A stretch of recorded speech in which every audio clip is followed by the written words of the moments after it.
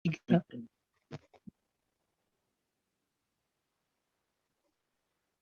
Assalamualaikum warahmatullahi wabarakatuh. Kami dari kelompok 1 Geografi Kebencanaan. Di sini kami akan membahas materi mengenai gempa bumi di Indonesia. Kami beranggotakan ada Anissa Fajriana Menggaran, yang kedua ada Gina Melita Ismail, yang ketiga Siti Lasmawati, yang keempat Ahmad Fahmi Ruhyat, yang kelima Anissa Nurrahmah, yang keenam Nur Fadilah, yang ketujuh Repres Biasasti, dan yang kedelapan Ruli Ronaldo. Next nih. Di sini ada submateri atau bahasan akan kami bahas. Yang pertama mengenai kondisi fisik dan masyarakat di wilayah bencana gempa bumi. Yang kedua ada kejadian bencana gempa bumi serta dampaknya. Yang ketiga pencegahan dan mitigasi bencana gempa bumi. Yang keempat kesiapsiagaan bencana gempa bumi.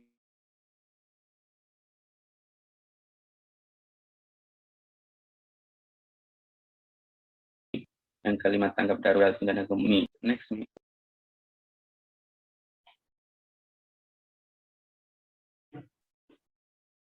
Ya, kondisi fisik dan masyarakat di wilayah bencana gempa bumi Indonesia merupakan wilayah yang memiliki letak berada pada dua lempeng samudra dan dua lempeng benua, di mana hal itu menyebabkan wilayah Indonesia memiliki berbagai macam bencana tektonik, diantaranya adalah bencana gempa bumi.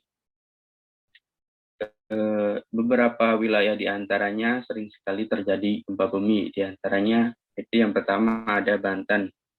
Daerah Banten ini terkenal dengan bencana gempa bumi, yaitu adanya bencana Sunda Megatrust. Next.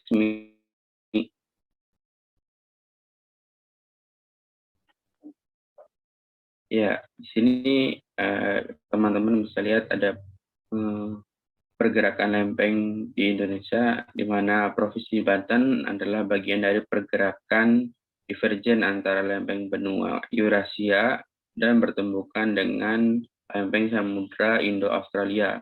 Jalur tumbukan membentang dari sebelah barat Pulau Sumatera menerus ke selatan Jawa hingga Nusa Tenggara Timur, kemudian membelok ke arah Kepulauan Maluku. Pada bagian wilayah ini, lempeng Samudra Indo-Australia bergerak ke arah utara dengan kecepatan sekitar 7 cm per tahun, bertumbukan dengan lempeng benua Eurasia. Kemudian lempeng samudra menunjam ke lempeng benua. Tumbukan dan pergeseran antara lempeng tersebut menghasilkan energi yang dapat dilepaskan sewaktu-waktu dalam bentuk gempa bumi atau pelelehan batuan menjadi magma, sehingga membentuk rangkaian gunung api. Next, Mi.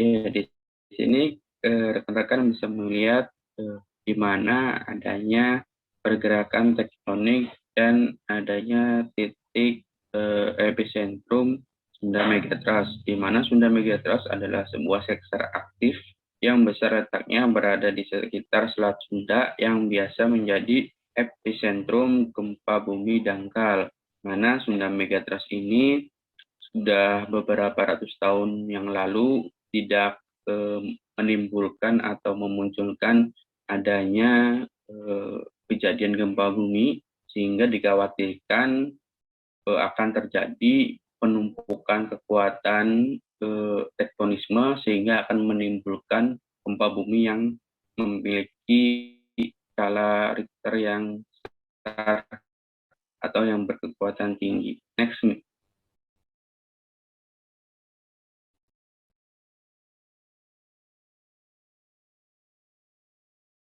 Ya, di sini ada kegiatan masyarakat pada tahun 2018, 2019 hingga 2020, di mana pada tahun 2018 minimnya edukasi terkait mitigasi bencana di daerah tersebut. Kemudian pada 2019 masyarakat pada Desa Panjang Jaya belum ada edukasi dari Pemda, BPBD, BNPB mengenai mitigasi bencana, terutama bencana gempa bumi, dengan catatan di BNPB terdapat sekitar 200 rumah yang rusak akibat bencana gempa bumi.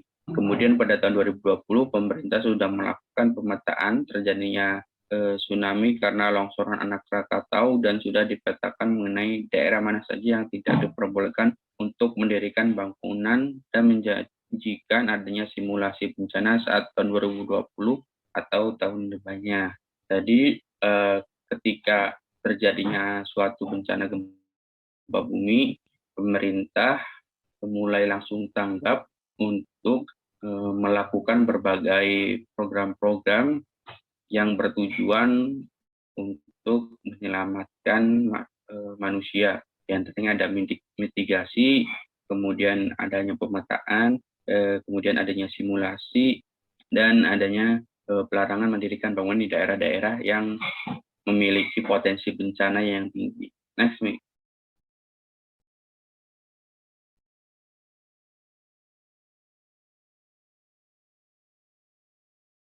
Ya, yang kedua yaitu kondisi di mana di Nusa Tenggara Barat, di mana di Nusa Tenggara sendiri terdapat beberapa epicentrum yang menjadi epicentrum gempa bumi. Next, Mi.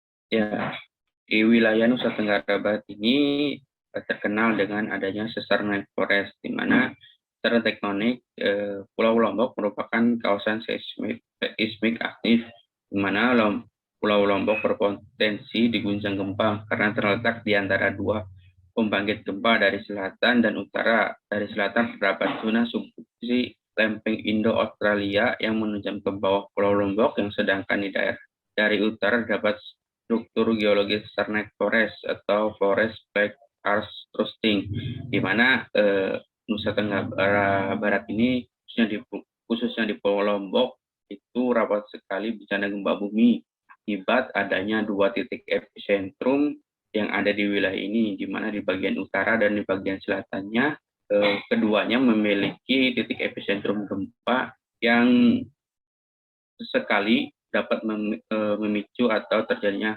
gempa bumi. Next, Mi.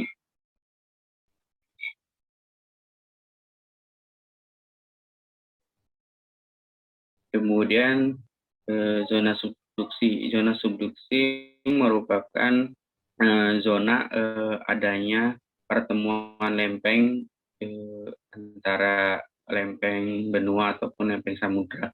Kemudian lempeng Indo-Australia dan lempeng Eurasia yang terus bergerak akan bertumbukan pada satu titik yang kemudian disebut dengan zona subduksi, yang dimana zona ini terdapat di wilayah Lombok. Namun gempa yang diakibatkan pada zona subduksi biasanya gempa berkekuatan kecil, namun sewaktu-waktu bisa berkekuatan besar akibat pelepasan energi yang tersimpan pada zona subduksi tersebut.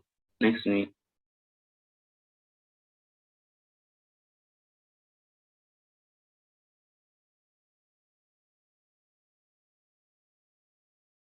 Ya, di sini kita bisa lihat peta dari Pulau Lombok.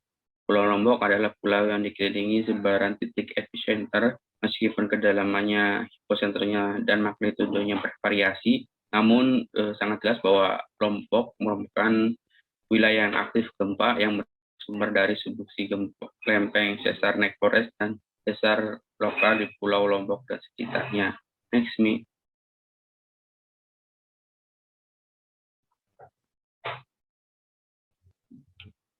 Nah, di sini ada kondisi fisik di wilayah Nusa Tenggara Timur. Tidak jauh beda dengan Nusa Tenggara Barat, di mana adanya Pulau Lombok yang memiliki dua titik epicenter di utara dan selatan. Tidak jauh beda di Nusa Tenggara Barat, di Nusa Tenggara Timur juga terdapat dua titik epicentrum gempa, di mana di daerah Sesar Flores dan di daerah subduksi Indo-Australia. Next, Mi.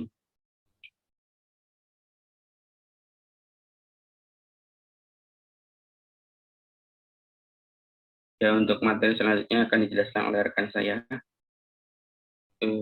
Terima kasih. Untuk rekan saya dipersilakan.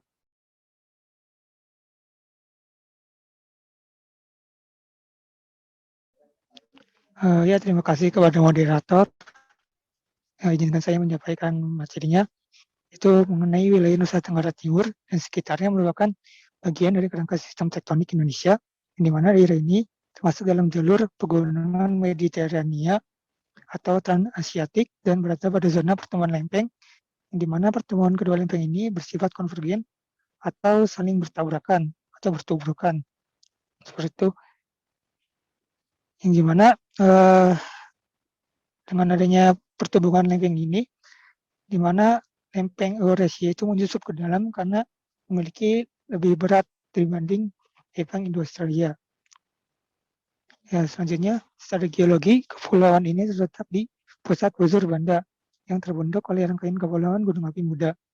Nah, secara tektoniknya ini, rangkaian gunung ini diakibatkan adanya terjadi subduksi antara lempeng Australia dengan busur Banda, yang dimana pergerakan lempeng ini menimbulkan struktur tektonik yang merupakan ciri sistem subduksi atau Benioff zone. Nah, terdapat palung laut atau oceanic trough, terus terdapat punggung busur luar outer arc ridge, cekungan busur luar outer arc basin, dan busur pegunungan vulkanik arc. Ini disebabkan dari pertumbukan atau pergerakan lempeng pada zona Benioff zone di busur Banda. Nah, pada 2018, BKKBN Kupang sendiri melakukan sosialisasi mengenai mitigasi bencana di Kota Kupang yang dihadiri oleh 300 masyarakat Kota Kupang dan dihadiri oleh lembaga UPT Kementerian Kelautan dan Perikanan serta Pemprov NTT, BPBD NTT, dan masyarakat sekitar. Nah, pada 2019 sendiri, semua kabupaten atau kota di NTT sendiri menggelar simulasi dalam menghadapi bencana alam, terutama gempa bumi yang dilaksanakan pada tanggal 26 April pada hari kesiapsiagaan bencana untuk menekan korban jiwa saat terjadinya bencana dengan melibatkan aparatur atau lembaga SKPD selain masyarakat dan anak-anak sekolah. Nah, di sini ada kondisi fisik masyarakat di wilayah bencana gempa bumi di daerah Maluku. Bisa dilihat sendiri di petanya, Maluku sendiri dihimpit oleh lempeng Eurasia dan lempeng Filipina.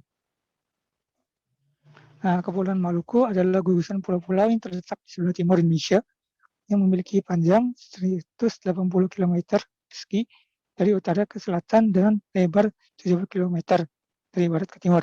Nah, secara garis besarnya sendiri, Maluku dapat dibagi menjadi dua bagian, yaitu Maluku Utara dan Maluku Selatan. Maluku Utara sebagai dihubungkan dengan rangkaian pulau-pulau Asia Timur dan sebagian sistem Melanesia. Sedangkan Maluku Selatan sendiri atau busur Banda merupakan suatu bagian dari sistem pegunungan Sunda. Nah, di sini terdapat zona gempa laut Maluku yang terletak antara busur Sangihe dan Halmahera, di mana zona gempa ini membentang dalam arahan utara Sienda atau menjam ke bawah Pulau Halmahera di sebelah timur dan ke bawah busur Sangihe di sebelah barat. Nah, pada tahun 2015 adanya sosialisasi BPPD pada Kota Ambon di Desa Gala dan Kelurahan Batu Gajah dengan melakukan simulasi mitigasi bencana alam dengan melibatkan anak sekolah dasar. Pada tanggal 2019 atau 2019, BPBD Maluku menggelar sosialisasi mitigasi bencana dan penanganan dampak gempa kepada warga yang terdampak gempa di Dusun Wainuru. Nah, pada tahun 2020, Pemkot Ambon menerapkan pendekatan Pantelhelix atau pendekatan ini merupakan pendekatan di mana dari setiap lembaga yang terkecil dulu, ketua RT, RW, atau yang lainnya, disosialisasikan dan disebarkan kepada masyarakat. Seperti itu. Nah, oke, sekian yang bisa saya sampaikan. Saya kembalikan kepada Ya, untuk materi selanjutnya akan dijelaskan oleh Anissa Fadriana Munggara. Untuk Anissa dipersilakan. Ya, bismillahirrahmanirrahim. Assalamualaikum warahmatullahi wabarakatuh. Di sini saya akan menjelaskan tentang kejadian bencana gempa bumi beserta dampaknya. Nah, ada beberapa sejarah dari kejadian gempa bumi yang terjadi di dunia. Yang pertama itu di Yokohama terjadi pada tanggal 1 September 1923 yang berukuran 8,3 skala Richter dan merenggut sedikitnya 140.000 nyawa. Lalu pada 31 Mei 1935 di Quetta, India, pada ukuran 7,5 skala Richter dan menewaskan setidaknya 50.000 orang. Selanjutnya, pada 24 Januari tahun 1939, terjadi gempa di Chili dengan ukuran 8,3 skala Richter dengan kematian sebanyak 28.000 kematian. Selanjutnya, sejarahnya pada tanggal 26 Desember tahun 1939 di wilayah Erzincan, Turki, pada ukuran 7,9 dan menyebabkan 33.000 orang tewas. Lalu pada 29 Februari 1960 di barat daya pesisir pantai Atlantik di Maghribi pada ukuran 5,7 skala Richter, menyebabkan kira-kira 12.000 kematian dan memusnahkan seluruh kota Agadir.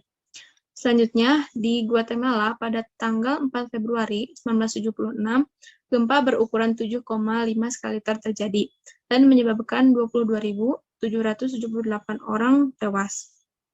Next.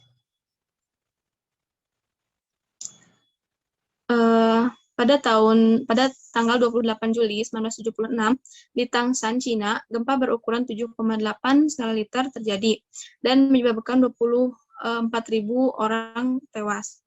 Lalu pada 4 Maret 1977 di Francia Timur, Rumania, dengan besar gempa 7,4 skala Richter menelan sekitar 1.570 korban jiwa. Di antaranya adalah seorang aktor terkenal dan menghancurkan sebagian besar dari ibu kota Rumania, yaitu Bukares.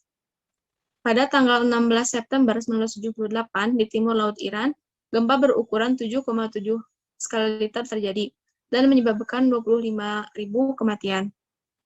Next.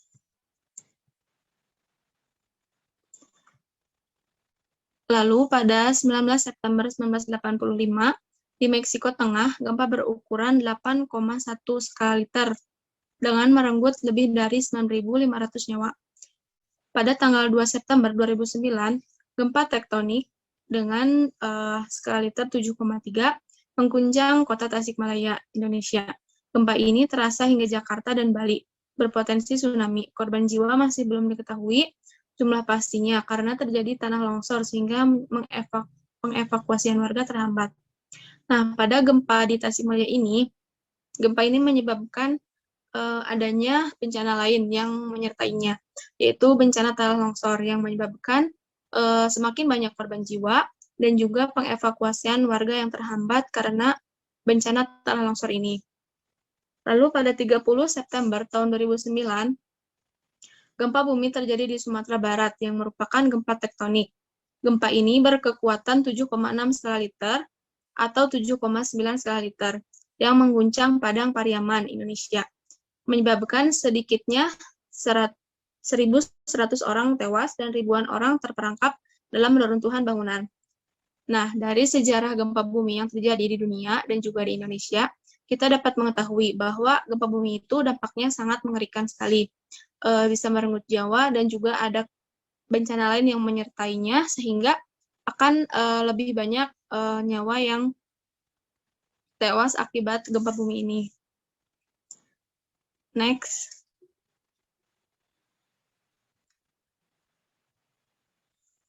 Selanjutnya adalah akibat yang ditimbulkan dari gempa bumi. Yang pertama ada dampak fisik. Dampak fisik ini bisa dilihat secara langsung oleh mata kita ya. Ketika terjadinya gempa bumi, apa saja yang berubah ataupun yang terjadi. Yang pertama adalah bangunan banyak yang hancur ataupun roboh.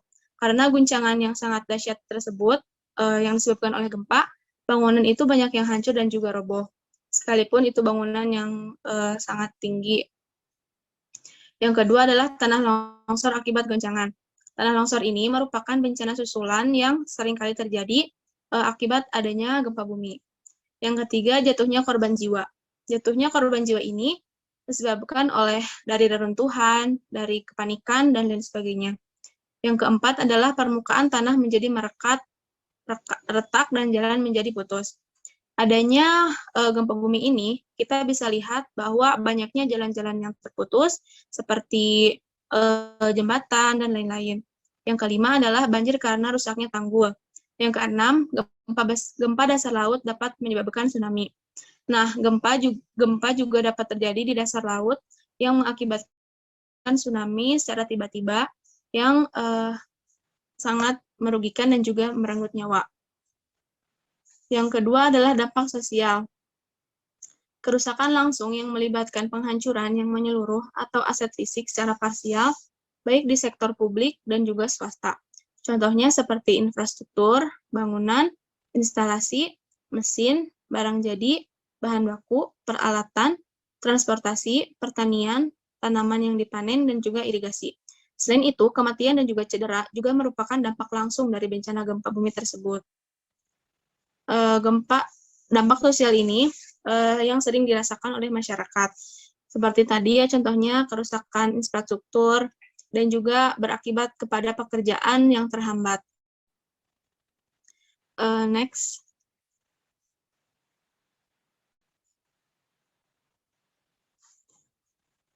Selanjutnya adalah dampak gempa bumi terhadap lingkungan. Nah, seperti studi kasus ini, gelombang besar setinggi 10 meter menghantam kota Banda Aceh, Lok Sumawe, Pulau Nias, dan sekitarnya. Nah, gelombang besar ini meluluh lantahkan pemukiman penduduk, sarana prasarana, serta fasilitas umum yang ada. Lingkungan di sini rusak berat dan hancur. Ini merupakan kerusakan lingkungan akibat gempa dan tsunami Indonesia yang paling besar di abad 21. Untuk memulihkan lingkungan tersebut, perlu pembangunan dan rehabilitasi bertahun-tahun dengan dana yang tidak sedikit. Nah, jadi gempa bumi itu menyebabkan beberapa dampak yang dirasakan oleh masyarakat, entah itu dari dampak fisik, dampak sosial, dan juga khususnya terhadap dampak lingkungan. Ini berpengaruh terhadap pemukiman mereka, tempat tinggal, dan juga mata pencaharian yang terganggu.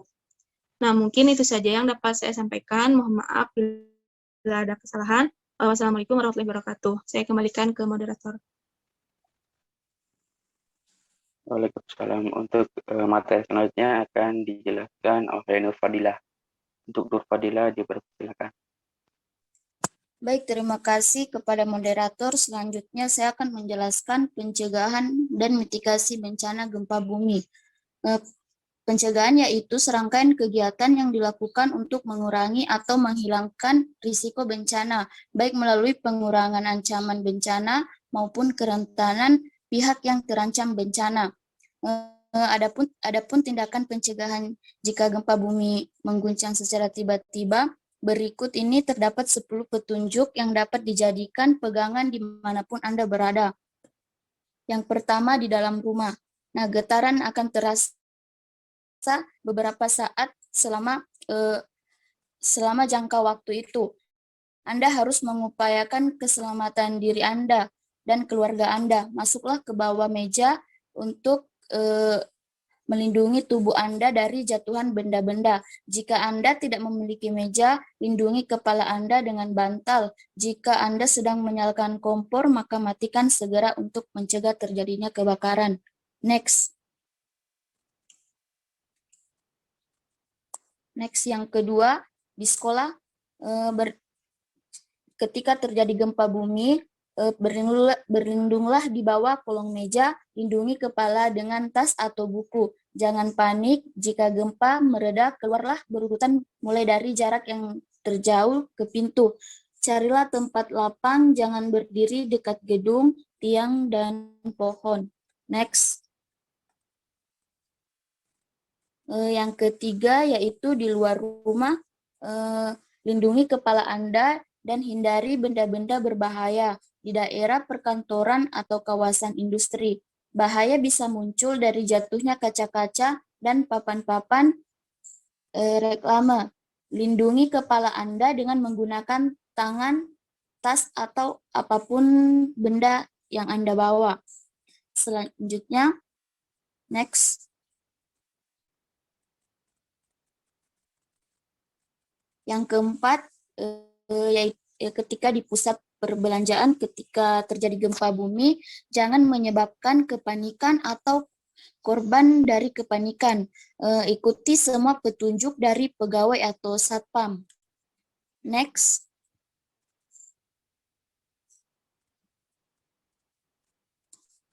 Yang kelima, yaitu di dalam lift.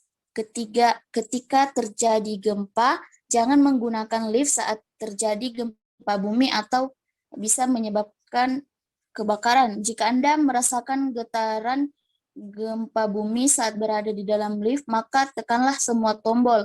Ketika lift berhenti, keluarlah, lihat keamanannya, dan mengungsilah. Jika Anda terjebak dalam lift, hubungi manajer gedung dengan menggunakan interphone jika tersedia. Next.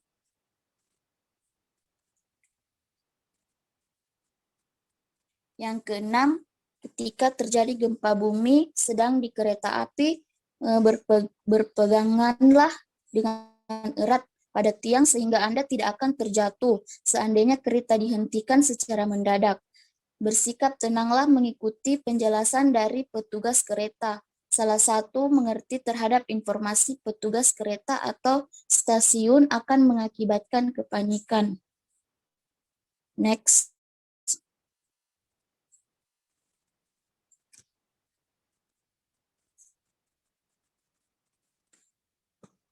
Next. Yang ketujuh, ketika terjadi gempa, ketika di dalam mobil. Nah, saat terjadi gempa bumi besar, Anda akan merasa seakan-akan roda mobil Anda gundul. Anda akan kehilangan kontrol terhadap mobil dan susah mengendalikannya. Jauhi persimpangan, pinggirkan mobil Anda di kiri jalan dan berhentilah. Ikuti instruksi dari radio mobil. Jika harus mengungsi, maka keluarlah dari mobil, biarkan mobil tak terkunci. Next.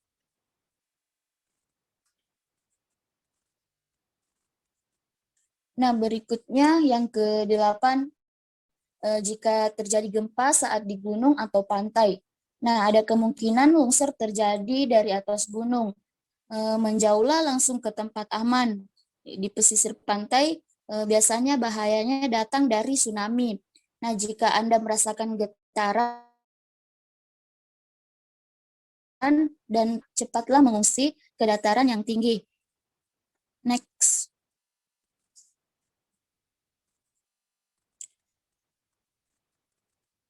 Nah, selanjutnya yang ke-9, beri pertolongan. Nah, sudah dapat diramalkan bahwa banyak orang akan cedera saat terjadi gempa bumi besar.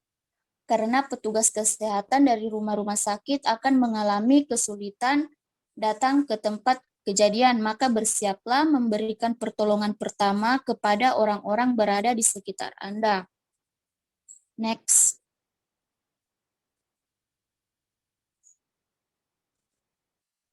Nah, yang terakhir, yang ke-10, yaitu dengarkan informasi. Nah, saat gempa bumi besar terjadi, masyarakat biasanya itu terpukul kejiwaannya. Nah, untuk mencegah kepanikan, penting sekali setiap orang bersikap tenang dan bertindaklah sesuai dengan informasi yang benar. Anda dapat memperoleh informasi yang benar dari pihak berwenang seperti polisi atau petugas lainnya. Jangan bertindak karena informasi orang yang tidak jelas atau seperti termakan hoax begitu. Oke, selanjutnya saya kembalikan kepada moderator. Moderator. 3. Ya, terima kasih Fadila. Untuk selanjutnya materi ini akan dijelaskan oleh Restia Sasti. Untuk Restia, dipersilakan. Terima kasih kepada moderator. Saya Restia Sasti. Di sini saya akan menjelaskan materi tentang kesiapsiagaan bencana gempa bumi. Nah, kesiapsiagaan adalah suatu kegiatan yang membuat perencanaan dalam menghadapi bencana. Perencanaan yang dibuat haruslah bersifat efektif, realistis, dan terkoordinasi, dan memaksimalkan peran seluruh aspek dalam masyarakat, rumah tangga, dan komunitas siaga bencana. tidak hanya berhenti pada perencanaan, kegiatan kesiapsiagaan juga akan melakukan respon terhadap upaya-upaya kesiapsiagaan yang telah dilakukan.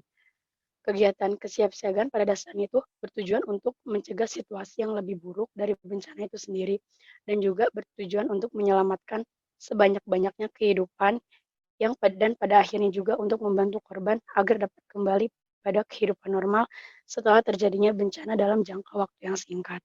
Next, Mi.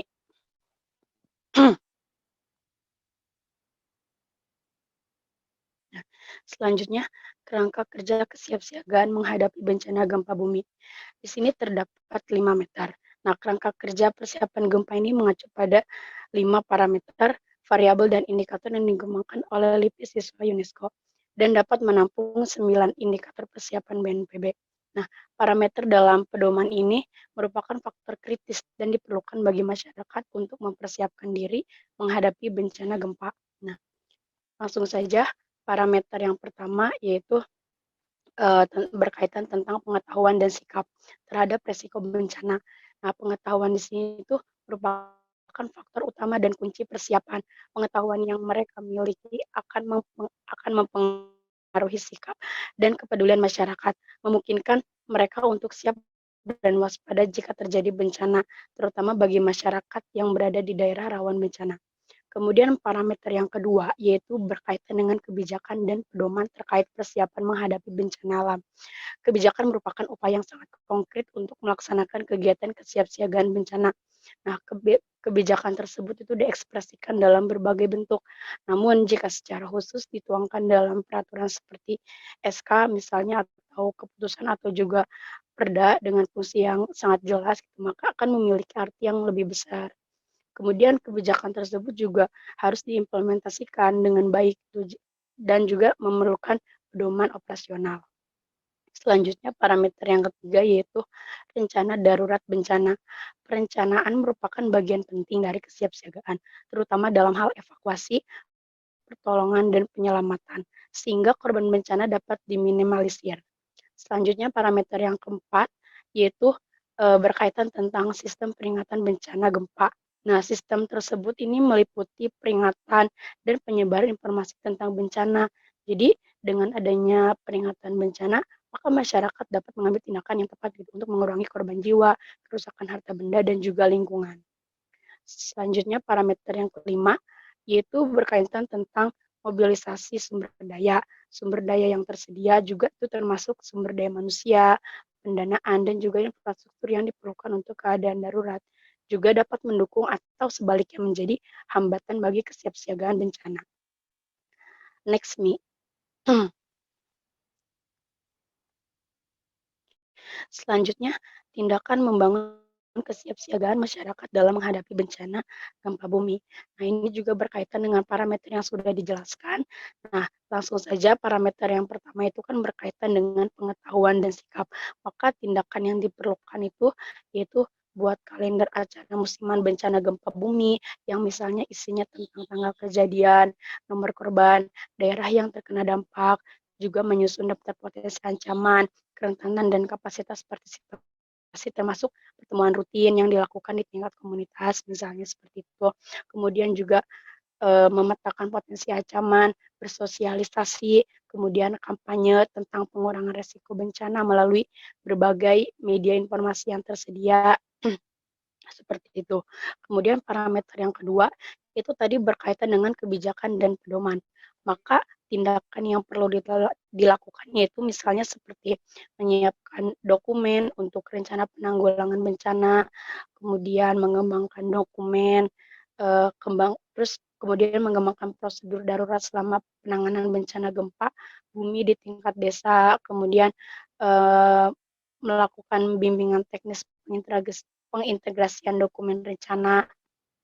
Selanjutnya parameter yang ketiga itu tadi berkaitan dengan rencana tanggap darurat. Maka tindakan yang perlu dilakukan itu misalnya meningkatkan penyelamatan dan keterampilan tanggap darurat gempa melalui pelatihan pertolongan pertama dan evaluasi para korban.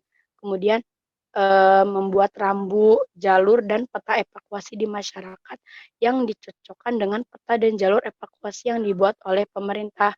Kemudian menyediakan kotak P3K atau obat-obatan penting, alat komunikasi, dan juga perlengkapan penerangan dalam keadaan darurat bencana. Kemudian menjalin koordinasi dan kerjasama dengan semua pihak sektor swasta untuk mengurangi resiko terjadinya gempa bumi. Kemudian menyusun daftar sumber makanan pokok lokal juga bisa digunakan nantinya sebagai pengganti saat terjadi gempa. Selanjutnya meningkatkan pengetahuan dan keterampilan di sektor penghidupan dan pemenuhan kebutuhan dasar melalui program PKK. Kemudian juga dapat melakukan simulasi rutin untuk pelatihan persiapan dan pengujian prosedur yang ada. Next, Mi.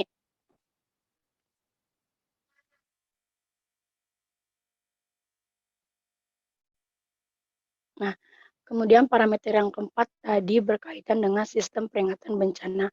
Maka tindakan yang dilakukan yaitu mengaktifkan kembali alat dan bunyi peringatan bahaya lokal yang sudah dimiliki oleh masyarakat agar dapat difungsikan untuk ancaman bahaya gempa bumi. Kemudian juga dapat melakukan latihan atau simulasi pengujian prosedur penyebar luasan informasi peringatan dini berbasis masyarakat. Nah, yang terakhir yaitu parameter yang kelima tadi berkaitan dengan mobilisasi sumber daya. Maka tindakan yang perlu dilakukan yaitu terus membangun tim pencegahan bencana pedesaan secara partisipatif, kemudian membentuk forum pengurangan risiko bencana dengan melibatkan semua pihak, kemudian mengaktifkan kembali iuran desa, kemudian juga dapat melakukan atau mengaktifkan kembali sistem pengumpulan makanan pokok di tingkat komunitas.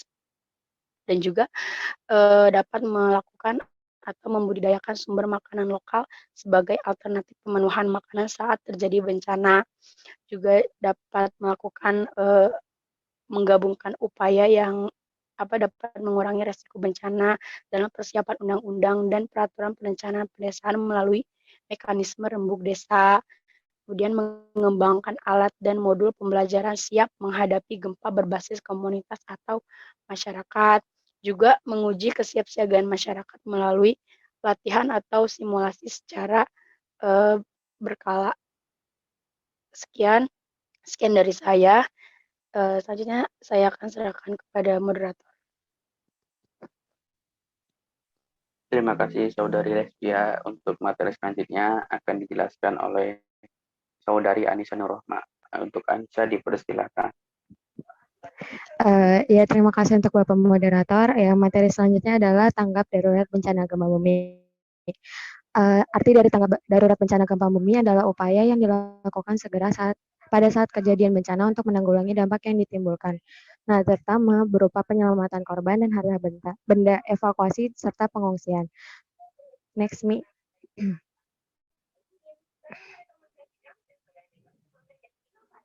Nah, di sini ada rencana tanggap darurat. Ada beberapa rencana tanggap darurat. Yang pertama adalah meningkatkan keterampilan penyelamatan dan penanganan darurat bencana gempa bumi itu melalui pertolongan pertama serta evakuasi korban bencana.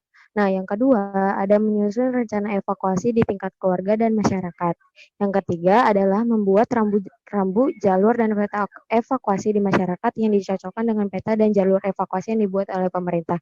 Nah, jalur evakuasi di sini adalah jalur penyelamatan yang didesain khusus untuk menghubungkan semua area ke area yang aman sebagai titik kumpul penduduk atau masyarakat yang berada di wilayah tersebut. Nah, biasanya kalau jalur evakuasi ini titik aksesnya itu langsung ke jalan raya.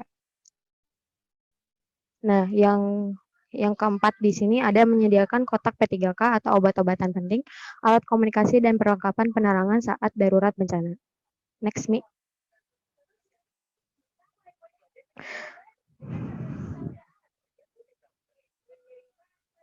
Nah, yang selanjutnya ini yang kelima, ada menjalin koordinasi dan kerjasama pada pihak swasta dalam upaya mengurangi risiko bila terjadi bencana gempa bumi dan tsunami. Yang keenam, ada menyusun daftar sumber bahan makanan pokok lokal yang dapat dijadikan alternatif ketika terjadi bencana gempa bumi dan tsunami. Yang ketujuh ada meningkatkan pengetahuan dan keterampilan di sektor penghidupan dan pemenuhan kebutuhan dasar melalui program PKK.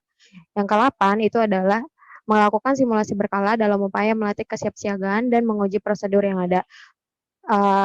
Untuk dilakukan simulasi berkala ini gunanya untuk meminimalisir dampak yang diakibatkan dari kejadian gempa bumi atau bencana alam yang lainnya. Next, Mi. Nah, selanjutnya ini ada pun barang-barang yang perlu disiapkan oleh masyarakat. Bisa dilihat sama teman-teman juga di sini barangnya udah sering dilihat juga, udah nggak asing gitu. Tapi kalau dalam keadaan panik atau kalut gitu, biasanya ini barang susah ditemuin. Nah, di sini ada lampu senter, radio, alat tulis, korek api, air minum, helm, sarung tangan, pakaian dalam, handuk, tisu basah, kantong plastik, fotokopi ID atau tanda pengenal. Nah, barang-barang yang sangat perlu itu atau yang penting banget itu adalah uang tunai, buku tabungan, obat-obatan pribadi, HP, dan power bank. Mungkin sekian, dikembalikan lagi kepada moderator.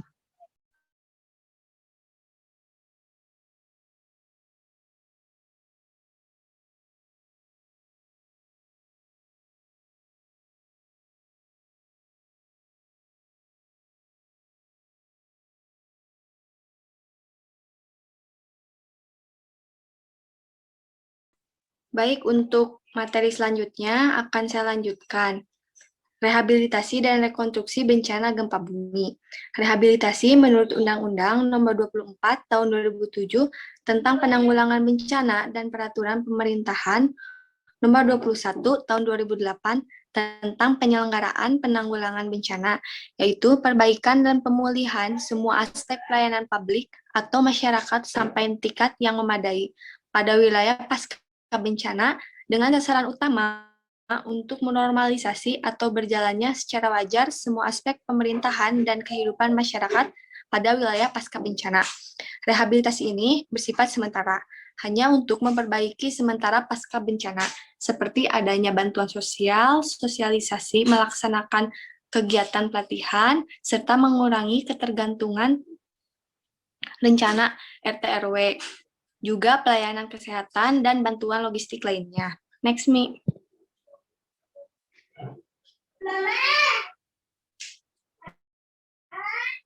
Adapun kebijakan-kebijakan dari rehabilitasi. Yang ke-1 ada kegiatan rehabilitasi merupakan tanggung jawab pemerintah atau pemerintah daerah yang terkena bencana. Pemerintah daerah di sini sangat berperan penting dalam melaksanakan percepatan rehabilitasi gempa bumi. Kemudian, dalam melaksanakan kegiatan rehabilitasi, pemerintah wajib menggunakan dana penanggulangan bencana dari dana APBD kabupaten atau kota. Kemudian, jika kota atau APBD kabupaten atau kota tidak memadai, maka pemerintahan kabupaten atau kota dapat meminta langsung dana kepada pemerintah provinsi dan pemerintah. Kemudian, dalam hal pemerintah kabupaten atau kota dapat meminta bantuan kepada pemerintah, permintaan tersebut harus melalui pemerintahan provinsi yang bersangkutan. Next, Mi. Adapun strategi-strategi yang dapat dilakukan dalam hal rehabilitasi. Yang ke-1, melibatkan dan memberdayakan masyarakat dalam tahapan pelaksanaan rehabilitasi yang terkena dampak bencana. Kemudian memperhatikan karakter bencana, daerah, dan budaya masyarakat setempat. Kemudian mendasarkan pada kondisi aktual di lapangan bagaimana kerusakan dan kerugian yang terjadi, serta kendala-kendala apa yang dapat terjadi di lapangan. Kemudian menjadikan kegiatan rehabilitasi sebagai gerakan dalam masyarakat dengan menghimpun masyarakat sebagai korban maupun pelaku aktif kegiatan rehabilitasi dalam kelompok swadaya. Dan yang terakhir ada menyalurkan bantuan pada saat, bentuk, dan besaran yang tepat sehingga dapat memicu dan membangkitkan kegiatan gerakan rehabilitasi serta dalam penanganan bencana yang menyeluruh. Next, Mi.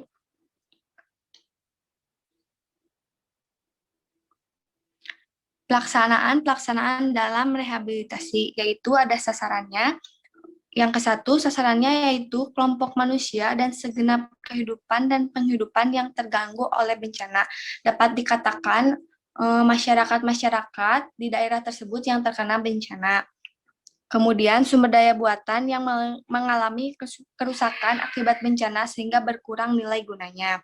Kemudian ekosistem atau lingkungan alam untuk mengembalikan fungsi ekologisnya. Adapun ruang lingkup dalam pelaksanaan rehabilitasi yaitu perbaikan lingkungan daerah bencana gempa bumi, kemudian perbaikan prasarana dan sarana umum, pemberian bantuan perbaikan rumah masyarakat yang terkena dampak bencana bumi, kemudian pemulihan sosial psikologis, pelayanan kesehatan dan rekonsiliasi dan resolusi konflik. Mungkin cukup sekian presentasi dari saya kembalikan kepada moderator. Terima kasih. Terima kasih Saudara Gina. Untuk materi selanjutnya akan disampaikan oleh Saudara Siti Asmawati. Untuk Siti Asmawati dipersilakan. Selanjutnya ada lingkup pelaksanaan rekonstruksi, yaitu program rekonstruksi fisik. Rekonstruksi fisik ini adalah tindakan untuk memulihkan kondisi fisik melalui pembangunan kembali secara permanen sarana dan prasarana. Cakupannya yaitu meliputi sarana dan prasarana, sarana sosial masyarakat, penerapan rancang bangun penggunaan peralatan yang lebih baik dan tahan bencana. Yang selanjutnya ada indikator pencapaian, yaitu setiap program rekonstruksi untuk pemulihan fungsi pelayanan publik harus dilakukan untuk memenuhi capaian masing-masing komponen atau pelayanan publik. Selanjutnya, pelaksanaan rekonstruksi fisik dilakukan di bawah koordinasi BNPB dengan bekerja sama dengan instansi yang terkait. Next, Mi.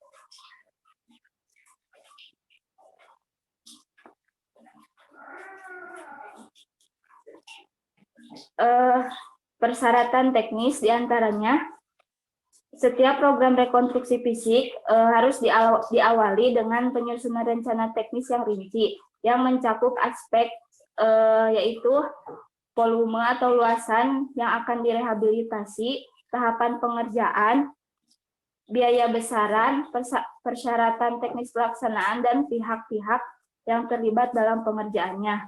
Lalu selanjutnya, penyusunan rencana teknis ini dilakukan oleh dinas atau instansi yang mempunyai kewenangan untuk tiap komponen pelayanan publik di bawah koordinasi BNPB atau BPBD tingkat daerahnya. Yang selanjutnya, persyaratan teknis pelayanan publik harus mengikuti ketentuan yang telah ditetapkan oleh masing-masing dinas atau instansi yang mempunyai kewenangan pada tiap komponen program rekonstruksi fisik. Untuk pelaksanaannya meliputi pembangunan kembali sarana dan prasarana, pembangunan kembali sarana sosial masyarakat, dan penerapan rancang bangun dan penggunaan peralatan yang lebih baik dan tahan bencana yang dilaksanakan oleh institusi terkait di bawah koordinasi BNPB atau BPBD di daerahnya. Next, Mi.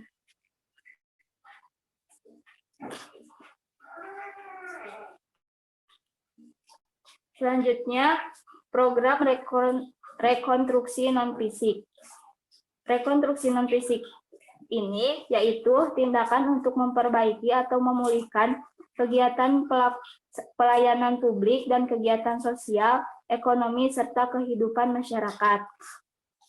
Cakupannya meliputi kegiatan pemulihan layanan yang berhubungan dengan kehidupan sosial dan budaya masyarakat.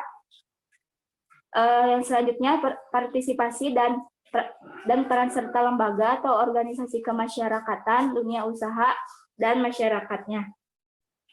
Yang selanjutnya kegiatan pemulihan kegiatan perekonomian masyarakat. Lalu fungsi pelayanan publik dan pelayanan utama dalam masyarakat.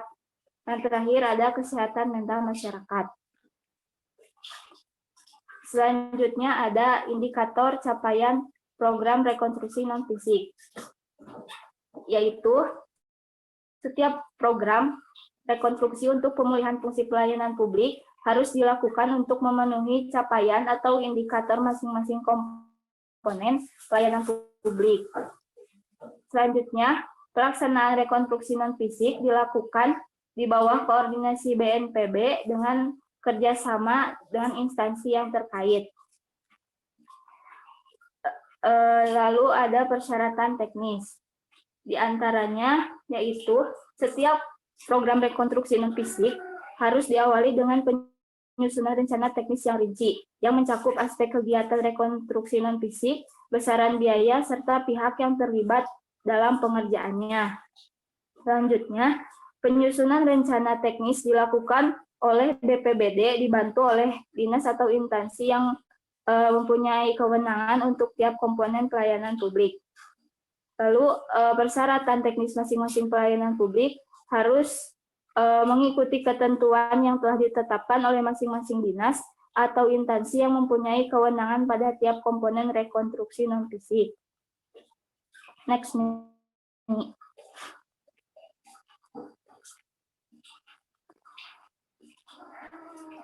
Yang selanjutnya ada pelaksananya, yaitu pembangkitan kembali kehidupan sosial budaya masyarakat yang dilaksanakan oleh institusi terkait. Partisipasi dan peran serta lembaga kemasyarakatan, dunia usaha, dan masyarakat dilaksanakan oleh institusi terkait dalam rangka memobilitas potensi yang ada di masyarakat. Lalu, selanjutnya, peningkatan kondisi sosial, ekonomi, dan budaya yang dilaksanakan oleh institusi terkait. Selanjutnya, peningkatan fungsi pelayanan publik dilaksanakan oleh institusi terkait. Selanjutnya, peningkatan pelayanan utama dalam masyarakat dilaksanakan oleh institusi terkait melalui upaya pengembangan pola-pola pelayanan masyarakat yang efektif dan efisien. Lalu, program rekonstruksi non-fisik yang dilakukan di bawah kabupaten atau kota dilaksanakan oleh BPBD yang dibantu oleh instansi yang mempunyai kewenangan masing-masing komponen program rekonstruksi dengan adanya pengawasan dari BNPB. Yang selanjutnya, dalam program rekonstruksi non-fisik yang dilakukan di wilayah yang meliputi lebih dari satu daerah atau kota, daerah kabupaten atau kota, koordinasinya dilakukan oleh BPBD dan pemerintah provinsi atau BNPB. Yang terakhir, dalam konteks program rekonstruksi non-fisik bencana nasional, koordinasi dilakukan oleh BNPB dan dibantu oleh BPBD. Terima kasih, saya kembalikan lagi ke moderator. Ya, saya ucapkan terima kasih kepada para pemateri yang sudah memaparkan materinya dengan baik. Dapat disimpulkan dari materi ini bahwasanya gempa bumi merupakan pelepasan energi batuan secara tiba-tiba. Indonesia adalah wilayah yang memiliki letak atau posisi di antara dua lempeng benua dan dua lempeng samudra. Dari letak atau posisi ini bisa dikatakan bahwasanya Indonesia merupakan negara yang memiliki berbagai macam kejadian-kejadian tektonisme yang mengakibatkan timbulnya gempa bumi. Gempa bumi sendiri dapat dikatakan sebagai bencana apabila dapat menimbulkan kerugian negatif terhadap masyarakat. Perlu adanya mitigasi dari kejadian gempa bumi ini. Pihak-pihak yang dapat melakukan mitigasi terutama pihak-pihak pemerintah daerah, pihak-pihak swasta, ataupun masyarakat yang mengerti tentang mitigasi bencana ini. Mungkin cukup sekian pemaparan materi dari kelompok kami. Kurang lebihnya kami mohon maaf. Terima kasih. Wassalamualaikum warahmatullahi wabarakatuh. Waalaikumsalam.